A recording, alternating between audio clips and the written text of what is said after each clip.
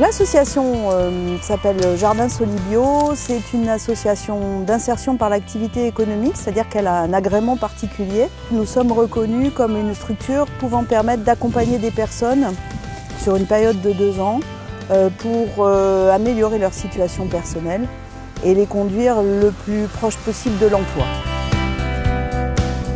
Il y en avait pour 120 000 € d'investissement, mais on a voulu que les gens qui viennent travailler sur le chantier d'insertion aient les moyens de travailler. Depuis que je travaille là, je revis. J'ai tout fait pour qu'ils me prennent et ils m'ont pris. Et tous les matins, depuis, j'arrive toujours une demi-heure en avance. Même quand je suis pas en forme, je viendrai quand même. Hein. La vie a fait que j'en arrive ici, j'ai appris, j'apprends. C'est la vie, quoi. Tu pars d'une graine, une toute petite graine, et ça donne à manger aux gens. Voilà, c'est la vie, quoi. C'est quand même une expérience assez enrichissante. Je suis content parce que je vois le travail que j'ai fait avec les camarades qui sont là. C'est un petit bonheur. Ouais.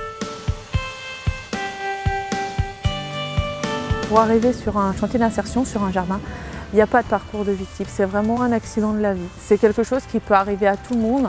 Et quand ils se retrouvent là, généralement, c'est qu'ils ont décidé de se battre et de s'en sortir et ils ont envie que ça aille mieux. Et bien justement, c'est le vôtre. Les gens viennent chercher leur panier de légumes qu'ils ont payé par avance. Il y a un public qui est intéressé par l'insertion et aider l'insertion. Et il y a un public qui est plus porté sur acheter des légumes de proximité et acheter des légumes bio avec le goût du légume tel qu'il était présent dans leur mémoire, tel qu'il était quand ils étaient enfants, qu'ils avaient un jardin. Sur 2010, nous avons 3 salariés qui ont quitté le jardin, dont 2 sont partis en formation. Et cette année, parmi les personnes qui sont parties, 2 ont trouvé un autre emploi. Et ça fait partie de nos réussites. En discutant, on arrive aussi à leur faire voir des choses nouvelles et à se reprendre en considération autrement. Et la personne qui l'a embauché, donc qui est le chef d'atelier, est très contente. Pour favoriser au niveau du personnel et leur donner les meilleures chances possibles, une fois par semaine, en général le lundi, on fait une réunion d'équipe où on confronte nos opinions sur certaines situations.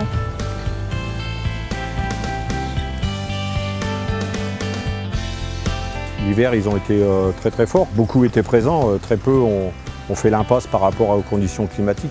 Beaucoup de courage. Il y a un gros travail de conditionnement, de qualité du légume. Il y a des normes à respecter comme si on était dans un commerce traditionnel. Notre plan de culture, c'est 80 variétés différentes. Alors quand on dit 80 variétés, c'est vrai qu'il va y avoir 5 variétés différentes de radis par exemple. Donc tout en ayant des légumes de saison, il faut essayer de ne pas lasser notre consommateur et de lui proposer la variété la plus grande possible.